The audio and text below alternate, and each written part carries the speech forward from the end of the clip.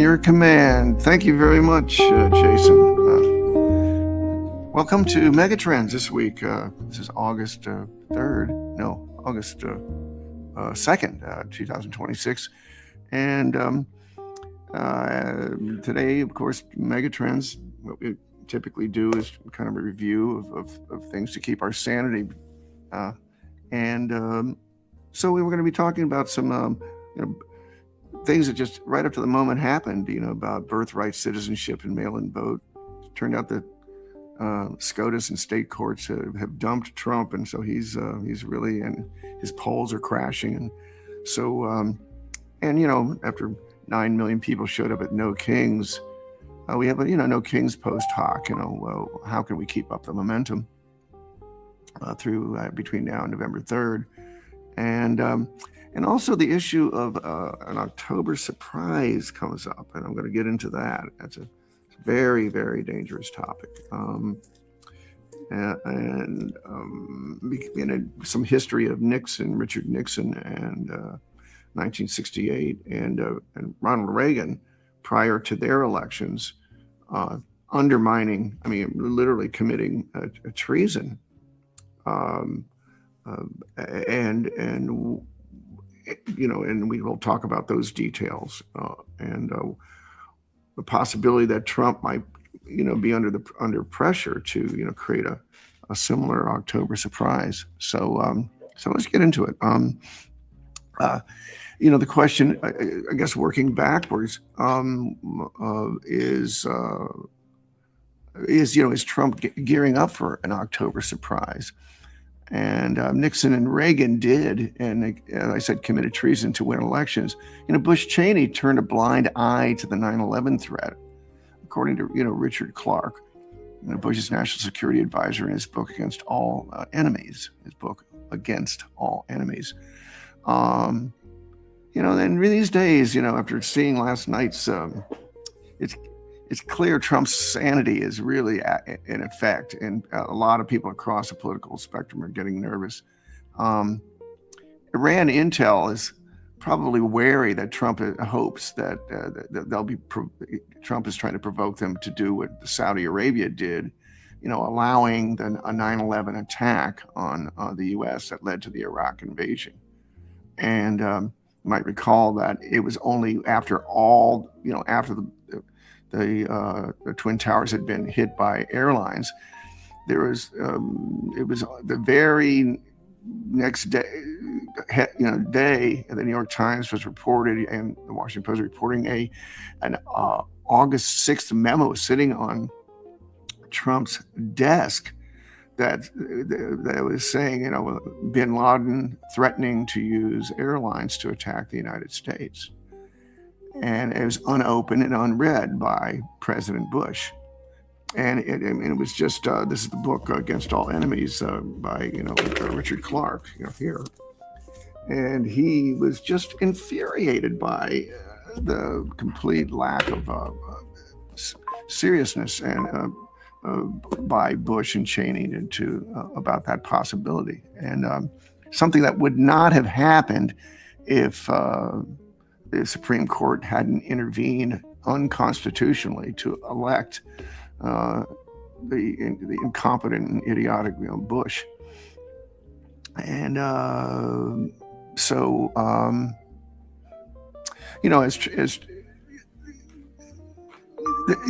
worry is that they, Hegseth and Trump are they less ruthless than Bush and Cheney? As his polls plummet, and we already know that Trump will stop at nothing to flip the public support for U.S. retaliation on an Iran 9/11 scenario that Trump may contemplate.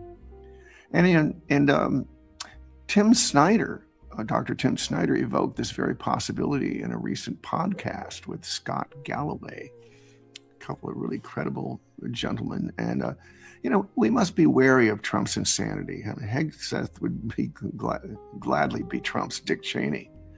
And what are the historical signs and precedents that give way to Tim Snyder's warning?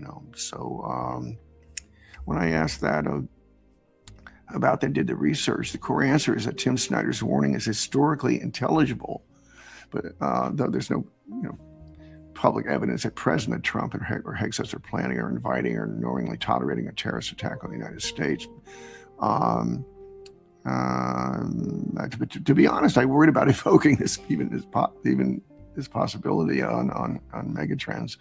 I didn't want to leak any ideas that might have surfaced to Trump or Hegseth. Oh yeah, cool idea. I hadn't thought of that. So what history does support is a narrow and still serious claim. Leaders under political stress sometimes exploit, misattribute, or instrumentalize crises to expand power, redirect public anger, or justify war. And that has some strong evidence-based framing. As of April 2nd, today, Reuters reported that the Supreme Court appeared they broadly skeptical of Trump's effort to restrict mail-in voting and by executive order. And Reuters also reports that Democrats have now sued over Trump's mail-in ballot order, arguing the president lacks continued constitutional authority to regulate elections, that way. So those legal setbacks, do add to the political pressure context of an October surprise. But the most historically grounded precedent is for the actual election-related foreign policy sabotage operation. Is 1968. The State Department's historical record and LBJ library both document what is called the Chenault Affair. Google it, the Chenault Affair. That's where Nixon allies privately urged the South Vietnamese to hold off on peace talks in Paris and to end the war, the Vietnam War. That might have helped Hubert Humphrey before Election Day. And that's not conjecture. That's a part of the documented record. And so when people evoke October surprise, Nixon is the cleanest case. In the 1980 Reagan Iran hostage October surprise, they up until recently it was a bit murkier. The evidence was, they claimed it didn't rise as strong. I mean, that was a case where, but the fact that just literally this past week in the New York Times, the article implied that Reagan should have been charged for treason instead of becoming president in 1980. And a grim-faced President Jimmy Carter starts seated at the desk in Oval Office on April 25th, 1980, following the aborted U.S. rescue effort to get the American hostages out of Iran. You might recall that there were 44 U.S. hostages that Iran students were holding, and it had really been a bane for President Carter's prior to the election, that whole year prior to that. But it turns out that a former Texas lawmaker, compelled by the news of former President Jimmy Carter's entering hospice care, he came forward and said, "Hey, I was there for this covert GOP effort in 1980 to prevent Iran from releasing more than 50 American hostages until after that year's presidential election." Now, that story had been out there circulating. Tom Hartman had spoken about it, extensively.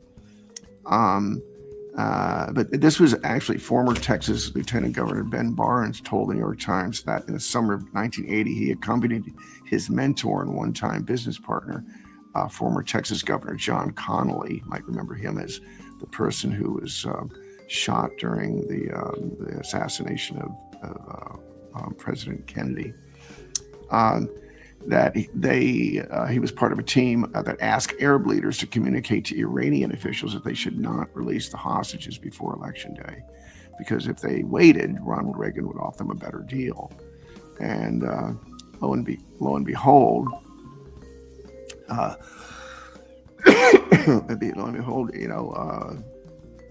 the hostages were not released, and Reagan won the election. And then just 5 days before Reagan's inauguration, the Iranians released the hostages. So that's the context to that.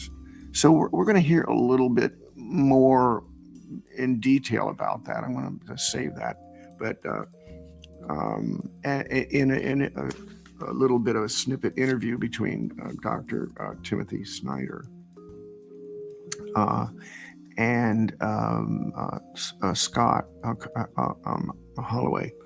But first, let's start and end with. We're going to start with Dave Lippman, number 71. And he has just a really great thing, and then we'll have a little bit of.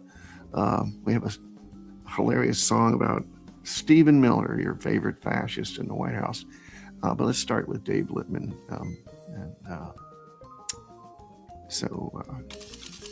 Valuable property. Everybody told me, "Oh, you paid too much. You paid too much." Now they're all saying, "What a great deal he made on the process."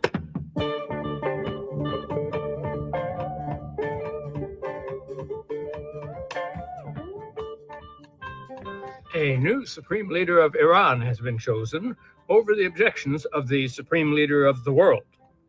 They should know better.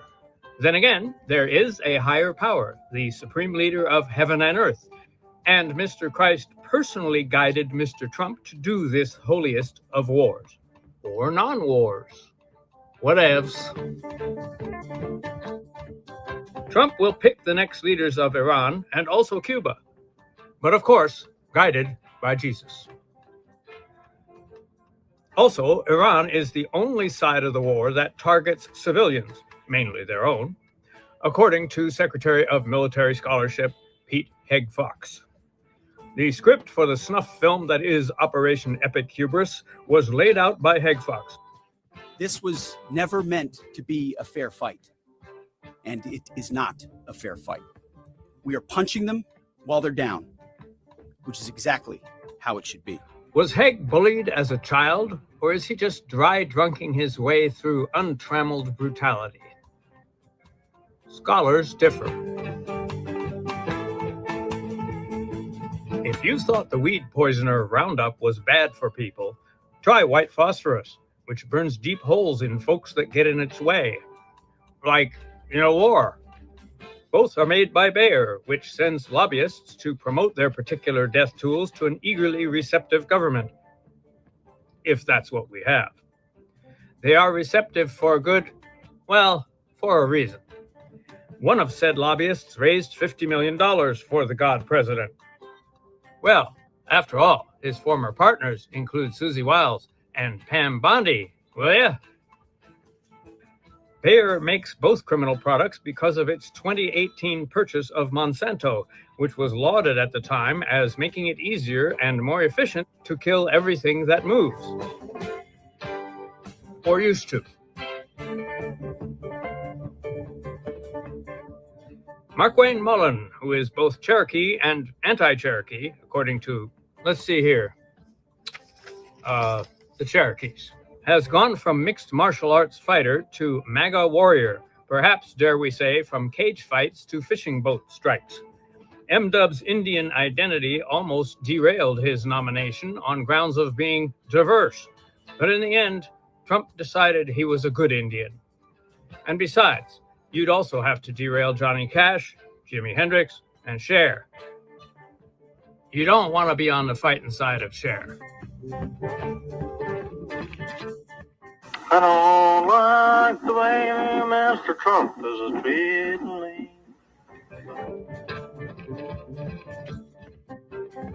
In Gulf of America news, Trump would like to see a friendly takeover of Cuba. Does he know there's a dictionary on the internet? Friendly, in this case, means we help them pick a new leader and help ourselves to their resources. In this case, 57 Chevys.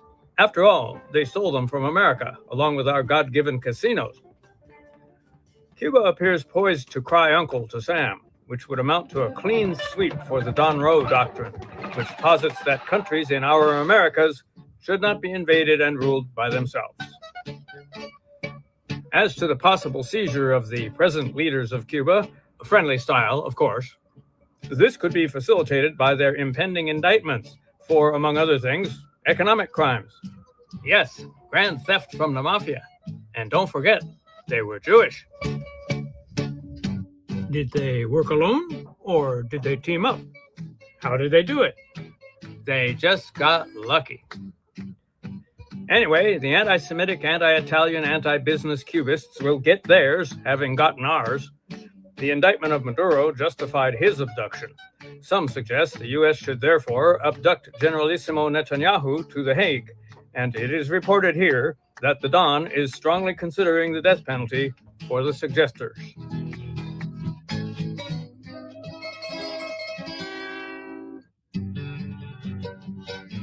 Somewhat reformed Trump thug Lev Parnas is running for Congress as a Democrat. As a felon, however, he will be unable to vote for himself. I do hope he doesn't lose by one vote.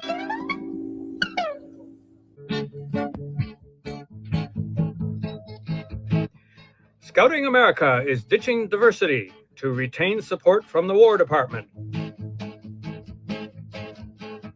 which is important and appropriate because it is. War Dep denies being at war with America, declaring that the Boy Scouts are, specifically 200,000 Girl Scouts who obviously don't know their place.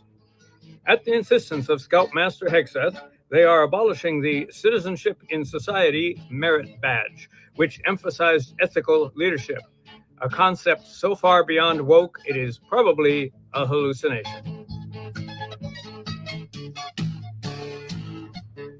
War Dep is also cutting ties with universities that brainwash soldier students with wicked ideologies, making them wicked smart. Unis from Columbia to Tufts will be replaced by conservative Christian schools that will give soldiers a more relevant education, like whatever is the opposite of woke. A recent poll reveals, no shocker, that Americans are sharply divided over Trump, with 46% saying he is racist, but around 50% saying he is corrupt, 49% cruel, and 51% dangerous. The other half, the great unwoke, could they maybe have Stockholm Syndrome? Or maybe just Trump-home Syndrome? Between 1989 and 2022, the 1% added 100 times as much wealth as those at the national median. And between 1982 and 2022, the share of national wealth owned by the top 0.00001% has risen by a factor of almost 10. According to Oxfam, the top 0.0001% in the United States now controls a greater share of wealth than it did in the Gilded Age, which makes it all the more necessary to blame our economic woes on migrants. In response, New York Governor Hochul wants to combat Donald Trump by refusing to tax the rich. Go freaking figure. Come on, Kathy Hochul. I mean, come on, let's tax the rich. We're going to go to, we'll have something coming up on Artemis, the Artemis launch, and we're going to talk about the why the moon, and so, but let's just go to Stephen Miller. We have the Ballad of Stephen Miller. I just want us to have a little, I think you'll enjoy this. Taco, senor? Come on.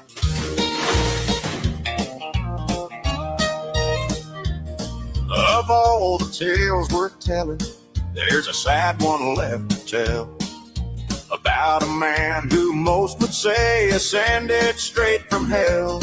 His disposition's rotten, he could make a flower cry.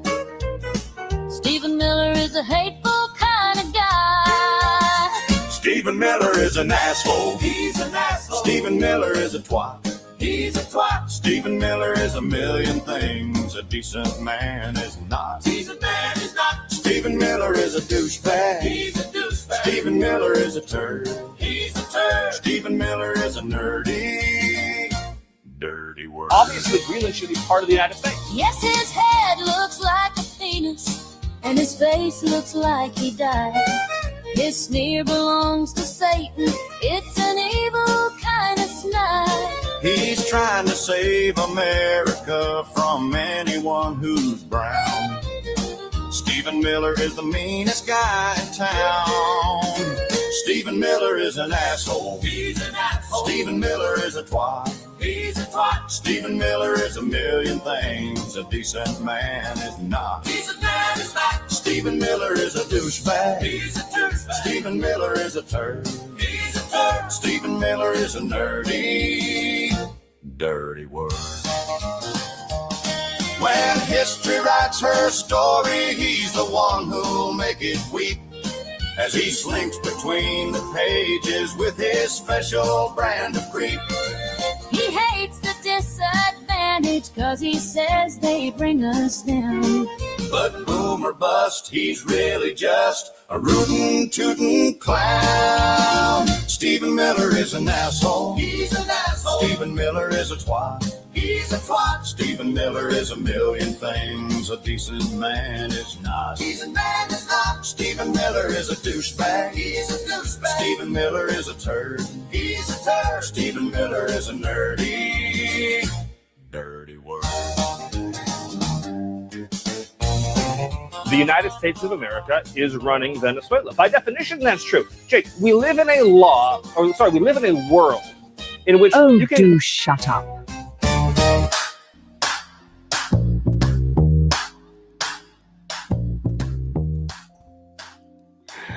What can I say? It's one of the best songs I've heard in a long time. The Ballad of Stephen Miller. So there you jolly well have it. Let's flip to the Artemis. Why the moon? That was the question.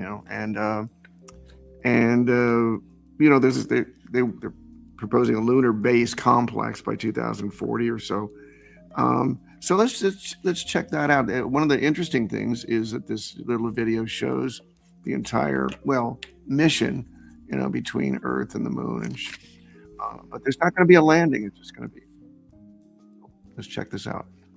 Artemis 2 is meant to lay the groundwork for future Artemis missions that will put Americans back on the moon and establish a lunar space station. The 4 Artemis 2 astronauts will sling around the far side of the moon in the Orion capsule, just about 5,000 miles above its surface, before heading back home. This mission is to test whether the rocket, life support systems, and crew controls work as designed. For the crew, this has been almost 3 years in the making. They trained in simulators. Launch in 10 seconds. And learned to live and work inside the cramped Orion capsule. And liftoff of Artemis 1. Artemis 1, which flew in 2022 without a crew, was a full system test flight to prove the rocket and capsule are mission ready for humans to travel around the moon and back. Splashdown. It splashed down safely in the Pacific. But on inspection, engineers found the heat shield was damaged on re-entry, though the interior of the capsule was not. Is there a level of concern about the heat shield on this one? You're hitting Earth's atmosphere at roughly 39 to 40 times the speed of sound. There's concern. We're going to modify our entry trajectory. We're actually going to come in a little bit hotter, a little bit faster than Artemis 1. And based on the issues that we have with the heat shield, that will keep us safe. Not like. So just wanted to do a little shout out to Dave Dannemiller, the space flight engineer at NASA's Johnson Space Center, who a good friend of mine and worked with me doing live work between my classrooms at Lowell High School and Johnson Space Center. Yeah, he's been working on the Artemis rocket program for a number of years, and so that's the Artemis 1. That's the launch rocket, and then the other ones that the one that actually goes the one that's going around the room that's holding the astronauts is the Artemis 5 vehicle. So let's go to the next little segment here, and that is the this is the little interview between Timothy Snyder and he's got some things to say. Candidate Archery. Oops.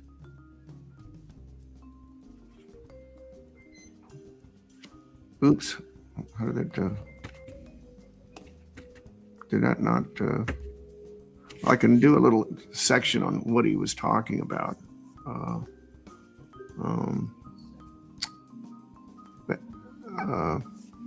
Did the audio not come up on that? Okay.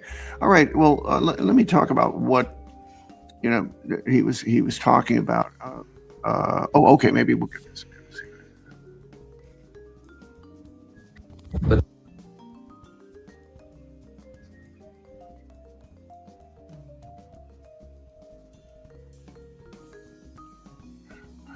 there will still be elections. The elections still will be meaningful. They'll be uphill, but they'll be meaningful. Where we are now is in the US is something called competitive authoritarianism. There will still be elections. The elections still will be meaningful. They'll be uphill, but they'll be meaningful, and they can be won. And what we know from recent history, the history of the 20th century, is that you win elections in these conditions by building a movement, by treating the election as a special election, and by making sure that you're in a coalition, which means that there are people to your left and to your right at all times. It means that you're with people on the basic issue of preserving and improving the republic, even though you might disagree with them about other things. Now let me take the hard version about fascism itself. Fascism is a different kind of politics. It's not about interest. It's not even really about values. It's about charisma, will, and emotion, and eventually it leads to war. But for fascism to work, it has to win wars. And in the United States, we're now in a situation where the people who are most enthusiastic about a war have planned it very poorly, have chosen it very poorly, and are losing it. Particularly, this actually opens the way to ridicule them, to show how they are weak, and thereby to open, hopefully, a path back towards politics, which are about people, are about their values, are about their interests. Where we are now is in the US is something called competitive authoritarianism. There will still be elections. Okay, now, but he also, later on, he warns about the open possibility. It also opens the possibility of being exploited, as I mentioned before, by misattributing or instrumentalizing crises to expand power, redirect public anger, or justify war. And so I mentioned how October surprises that happened under Richard Nixon and under Ronald Reagan, and also the quagmire that happened before 9/11. But Snyder, and this is where the Snyder's warning lands. In March 2026,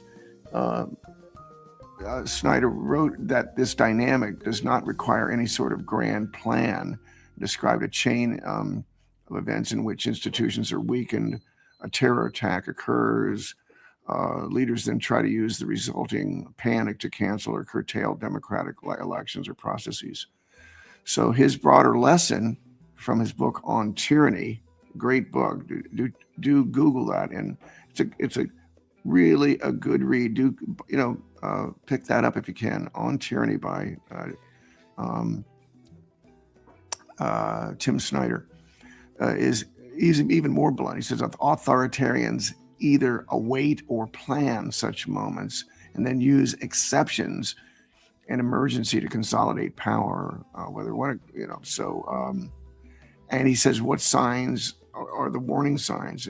There's 4. One of them is systematic weakening of actual counter-terror capacity, while political energy is redirected toward symbolic enemies. And Snyder explicitly argues that focusing federal attention on invented threats can degrade real readiness. And number two, the politicization of intelligence and law enforcement, especially if experienced officials are sidelined and loyalists are elevated. Clark's 2001 complaint, that is Richard A. Clark's 2001 complaint, was partly about the downgrading and delay of counterterror urgency that Bush and Cheney carried out. That number three, it was a pre-built rhetoric of emergency terrorism and internal enemies, which can be switched on instantly after an attack. Snyder's Yale text highlights exactly that vocabulary as a classic authoritarian marker. So we have things to pay attention to in that regard. And then rapid, number four, was rapid attempts to fuse any attack to pre-existing political goals, curbing elections, suppressing dissent, mass detentions, extraordinary military powers, or a previously desired war target. And so that's the lesson people draw from post 9/11 Iraq pivot.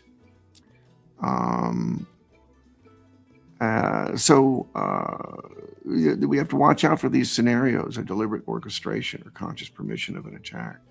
So, all right, so let's flip to the next little segment, turn the page, and the very next thing we're gonna have this interview with a senior Iranian official, and you'll notice the difference in the diplomatic envoy of this channel.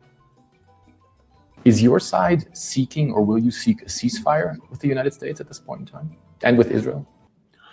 I don't see any room for diplomacy anymore, because Donald Trump has been deceiving others and not keeping with his promises. How does all of this end then? If you say right now there's no room for negotiation, President Trump says he wants complete surrender.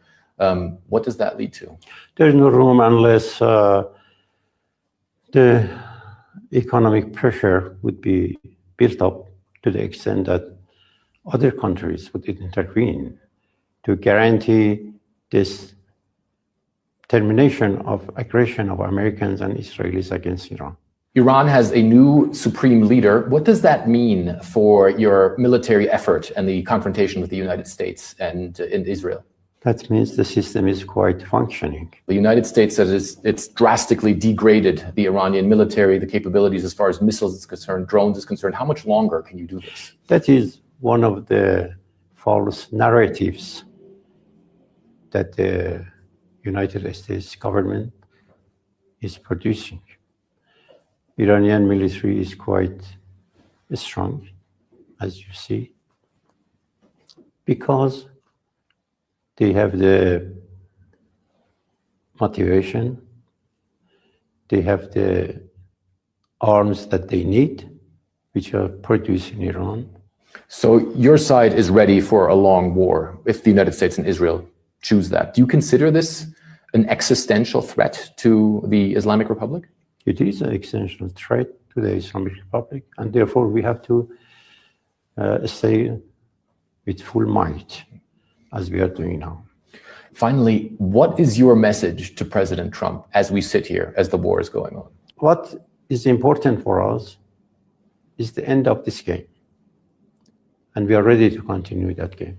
And you mean how this war will end? Yeah, the end of the game would be the time that American and Israelis would come to this understanding that this strategy is not working, and they have to stop their aggressions. So this dovetails into the other side.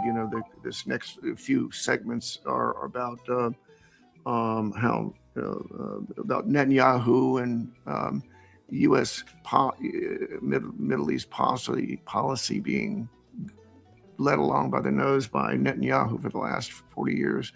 And so let's go to this next segment really quick with, it's entitled How Netanyahu is losing America, which means the American people have caught on to the propaganda effort, and they don't want.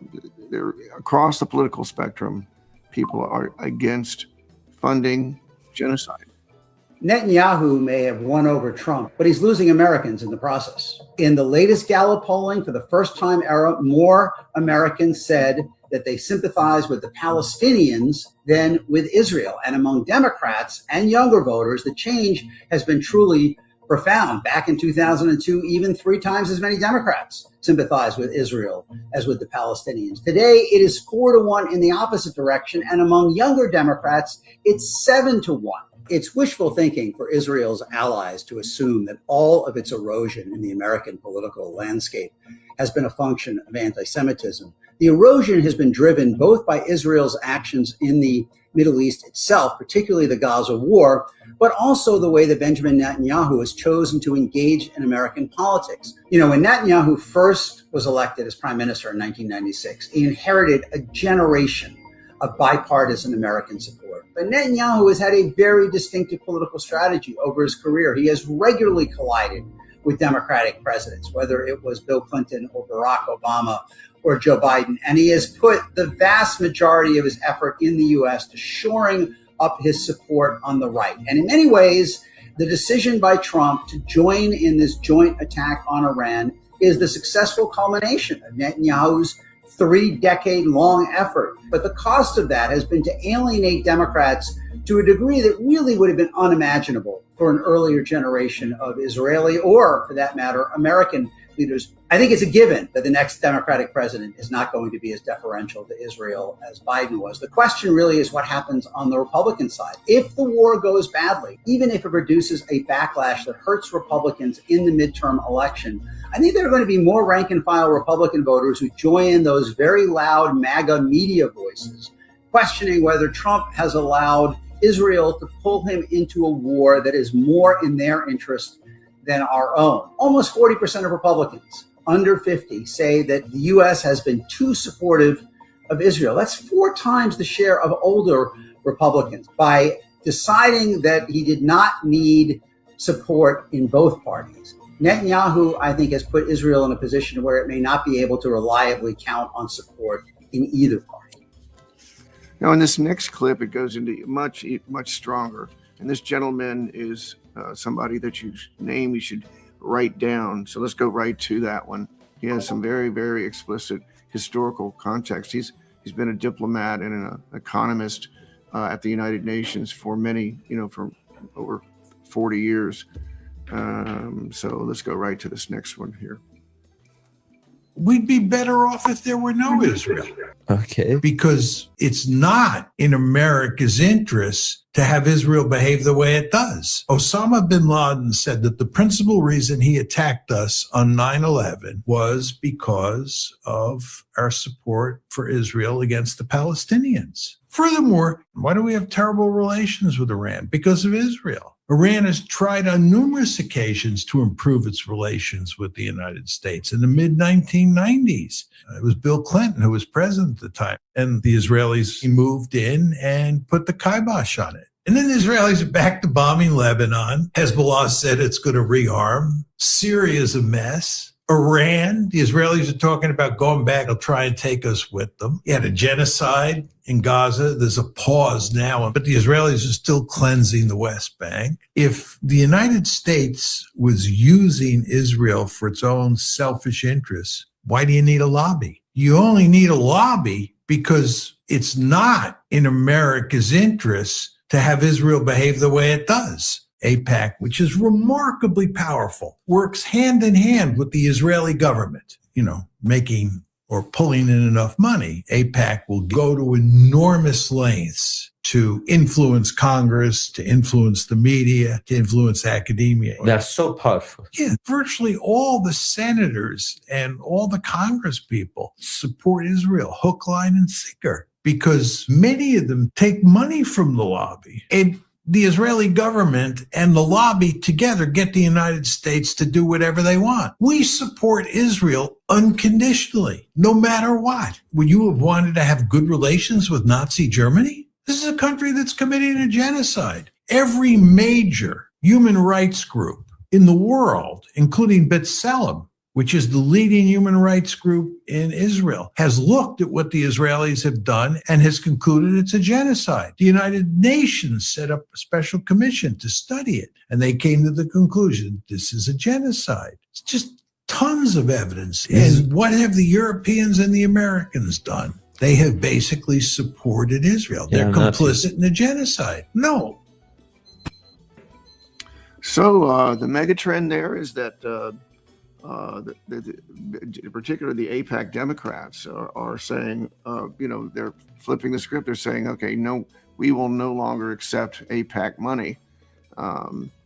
And people who have accepted, in fact, they're now trying to make the case for in their upcoming re-election bid that they're returning their AIPAC money.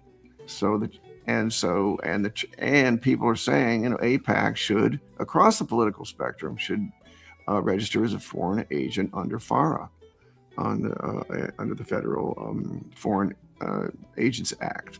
So this next one also is an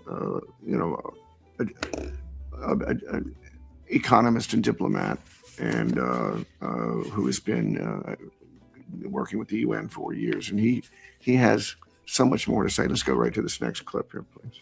Israel is the most violent country per capita in the whole world because it doesn't declare any borders. Ask Netanyahu. There'll never be a Palestinian land, believe me, period. The borders will expand when we want, where we want. Of course, between the Nile and the Euphrates to fulfill greater Israel's hegemonic aspirations. And anyone that objects, we're going to take out. So Israel has either overtly or covertly through Mossad engaged in wars that stretch from Libya, Sudan, Somalia, Palestine, Lebanon, Syria, Iraq, Yemen, and now Iran. And Netanyahu also wrote a few days ago that the war on Iran fulfills my 40-year dream. This is very important for people to understand because the claim was, well, Iran didn't negotiate right last week, or it's about this, or it's about that. No, this is a 40-year dream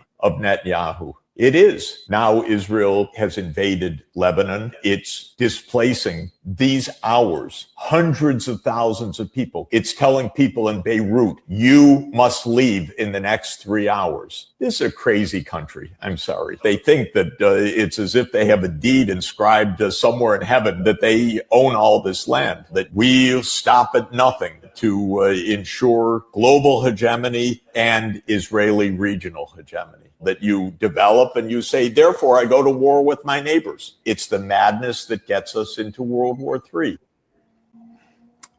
So in this next little short segment, by the way, welcome to Megatrends. We're going to continue on with John Ossoff is somebody who I did phone banking for, and helped him win his very, very narrow election victory in January of 2021. And and we were able to obtain the 2 seats necessary to maintain an advantage, a 52-48 advantage in the Senate. So Senator John Ossoff from Democrat from Georgia. Let's hear what he has to say, that Trump is a symptom of a much larger problem. This is one more here.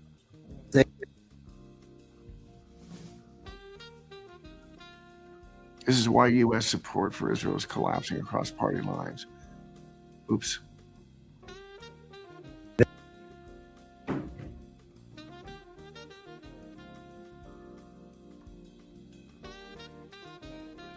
Okay, well, so this gentleman basically reiterates the same thing, So let's go to John Ossoff segment here, and he makes the case that Trump is a symptom of a much larger systematic problem that voters must reverse, and this leads to the story on Nixon Reagan.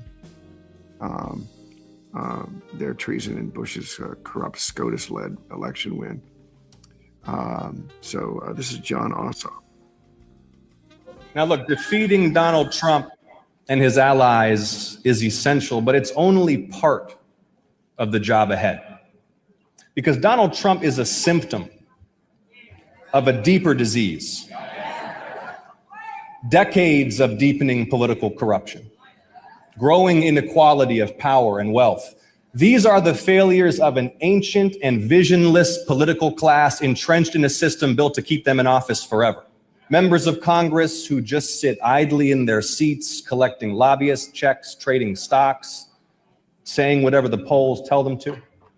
And on their watch, the national spirit that defeated fascism, that landed men on the moon, that passed civil rights laws, was replaced by a small and selfish politics.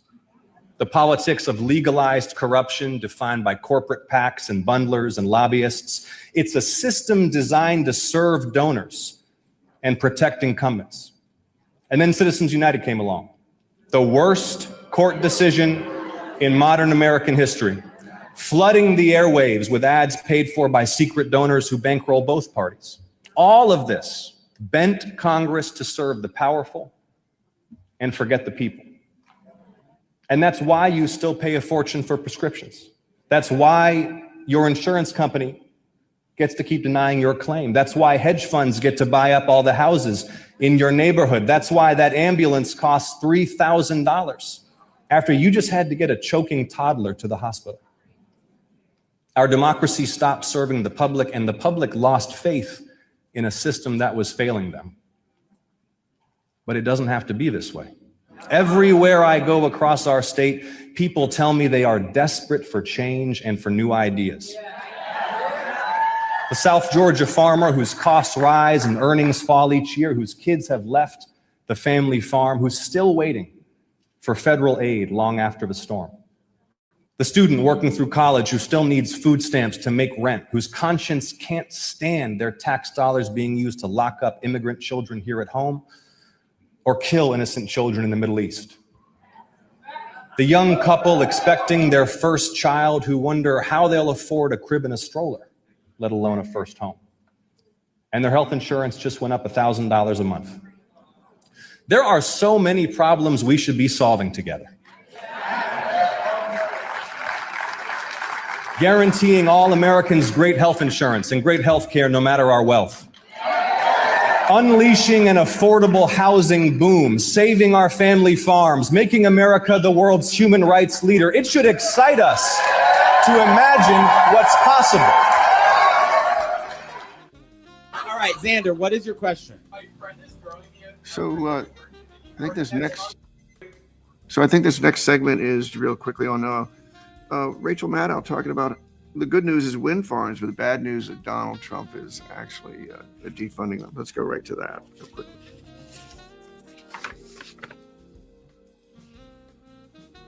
About a week and a half ago, right in the middle of March, something really good happened, which I know is shocking to hear me say, but it was good. Something called the Revolution Wind Project. A big offshore wind farm off the coast of Rhode Island started producing power for the very first time. The Trump administration had tried to cancel this project. They tried to get it shut down while it was being built, but the company building it sued the Trump administration to stop that, and eventually they won in court. And now, as of this month, it is up and running. At full throttle, this Revolution Wind project is expected ultimately to generate enough electricity to supply all the power for more than 350,000 homes and businesses in Rhode Island and Connecticut, and it will do so year-round. Estimates say this thing is going to save residents of New England as much as $500 million a year in wholesale energy costs. It's good, right? I told you, right? And it's particularly great that it's happening right now. Could not come at a better time, given Trump's inexplicable war against Iran and the oil and gas energy shocks it is causing. not only because of the choking off of the Strait of Hormuz as a transit point, but potentially because of the not particularly reversible destruction we are seeing of the backbone of oil and gas production in the Middle East. We are this is bad, and it's going to be bad for a long time. We're staring down the barrel of some really serious, not easily reversible economic consequences in terms of energy costs and energy supply and everything that means all over the world. It's really bad. So, given that, thank God for this little bit of good news. Thank God we at least have this one big new wind farm up and running as of this month in the United States. And so, naturally, Donald Trump is literally paying to get rid of this type of good news. The New York Times was first to report. MS Now has since confirmed that the Trump White House, as of today, has struck a deal to pay an energy firm $1 billion to cancel 2 new wind farms, paying them $1 billion of your money. The administration is using $1 billion of your tax money to pay a French energy company to abandon their leases under which they were going to build 2 offshore wind farms on the East Coast. One of these would have produced enough electricity to power more than 1 million homes and businesses in New York and New Jersey. The other would have powered about 300,000 homes and businesses in North Carolina. But now they're not going to happen. Because now, thanks to Trump, the company that was going to build those things, they're instead being given $1 billion of your money to not build those things, to make sure they never happen. How's that for progress, right? And you're paying for it, not only in your electricity bills, but with your tax dollars, paying for the privilege of costing yourself more. Republican governance in action. Watch this space. Okay, so you have your prescription. Vote. Tell your friends to vote. Tell all your family to vote to flip the script for this to flip the script on this regime. Because if we get both houses of Congress, we will get those wind farms restored, and so that will help over 1 million people lower the cost of energy. So we're going to. We're going to go to the last 2 segments. There's a movie out on Palestinian children, and it's a great little movie. I'm going to see that movie tonight, and so I urge you to check it out.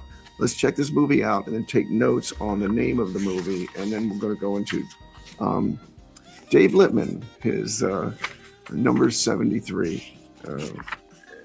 So let's check that out. It's called Palestine 36. شو بدي أكل لخالد؟ لأنه بيحمينا. الله بيحمينا.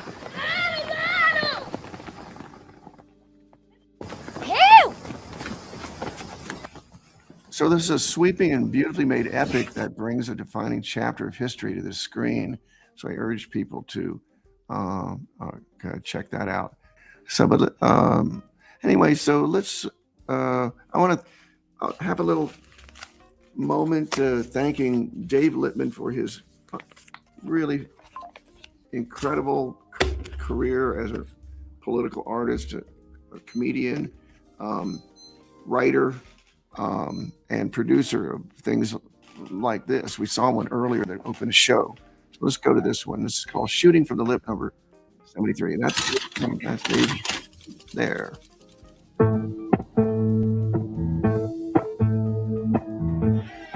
Do people appalled by the murderous brutality of ICE notice the similar campaign against Palestine by the U.S. and Israel? It's a lot to take in. Let's begin. The 2 campaigns are actually not just similar, but also they are related. Both flow from the failure of an aggressive nationalistic project to completely subdue the victims. Both are efforts to clear a country of its undesirables, that is, non-white or non-Christian or non-Jewish, as the case may be. Both projects are ethnic cleansing. In one case, an obsolete atrocity called settler colonialism, no longer practiced in the modern world, seeks to do what such enterprises have always done: cleanse the land of its inhabitants. That was done throughout the Americas over several generations, and the Israeli project has been proceeding down the same path for 100 years at time of going to press. In Springfield, they're eating the dogs, the people that came in, they're eating the cats, they're eating the pets of the people. In Springfield, Ohio, the cleansers go after Haitians. In Minnesota, it's Somalis. King Don hates Ilhan Omar. In the case of Israel, ethnic cleansing proceeds apace. In both cases, and also throughout Europe, the far right hoodwinks and hooks the populace into the racism inherent in anti-migrant hysteria, and propagandizes for its methods. Shoot first, block the ambulances, and call the victims terrorists. In the ongoing shitstorm of analysis of the ICE/CBP street rampages, known to some as the War on America, the media discuss every aspect of the calamity except this: who are these immigrants? Well, I hear they're criminals. Why are they leaving home? Who created the conditions they're fleeing? Who profits from these conditions? Why are they coming here? And why do we see these periodic paroxysms of I hate difference fervor throughout our history? Look up 1924.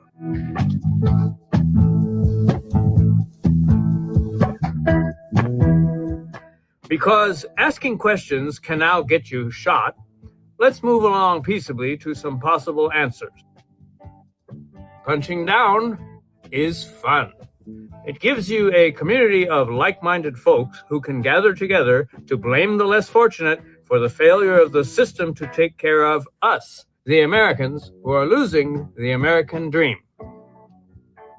So here we are, marinating in fear and loathing. A twofer? A bargain.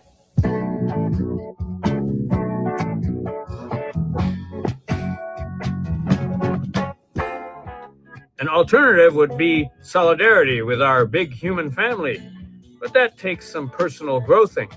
You have to climb out of the marinade. Do you know it's common in Russian discourse to say there's no such country as Ukraine? Sound familiar, Israel fans? How about this one? There's no such thing as the Gulf of Mexico. But there is a gulf between what your lying eyes see and what your lying leaders spit out at you, which brings us to CBP. It's their custom to patrol the border against anyone coming from a country we already destroyed. How did we do that? My dad used to say, all decisions about the world are made in New York, and a very few in Washington. Well, it happens that we have been pretty much running the world, specifically since the 1944 Western Powers meeting in Bretton Woods, New Hampshire. So if we run it, who plunders it? Communists? Drug dealers? Journalists with disabilities? Maybe not. Maybe multinational conglomerates make their super nut by outsourcing production to countries where they instruct the local despot to keep wages low, price of resources low, human rights low, ability to feed families low, and the result is a guaranteed flow of economic and political refugees. So, chickens come home to roost much?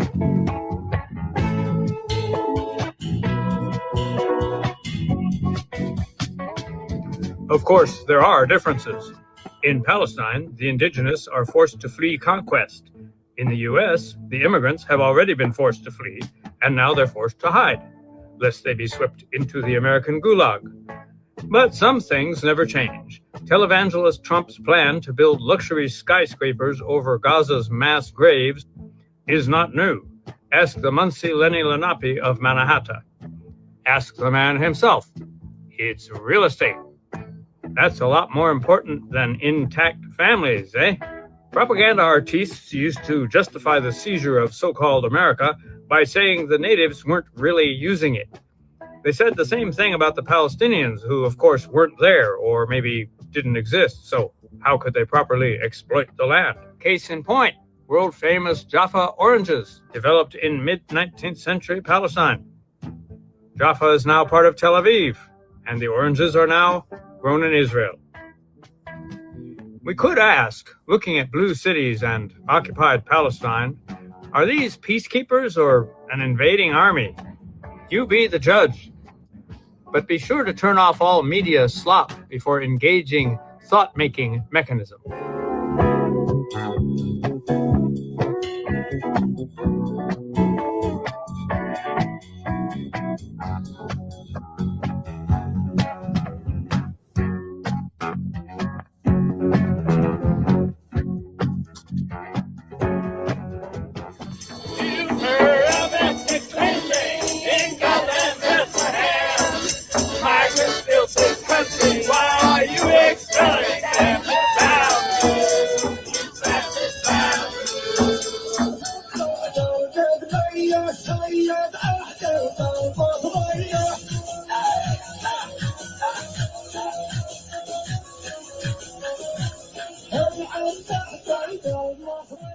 Okay, I'm telling you, those are the kids in Palestine. They dance, and even though they're under all that stress, by 2030, we'll look back and we'll look at this avoidable disaster and say, never again. So, what kind of world do we want? Let's keep the focus. Let's keep the momentum going from No Kings between now and November 3rd. And we have the power to have us the social democracy, the world we want, but we have to stay focused on that. And that's what Megatrends is all about. Let's keep track of that. We'll see you next week. This is Pat Fahey signing off for now. And thank you to Jason and Pacific Coast TV. We'll be back next week.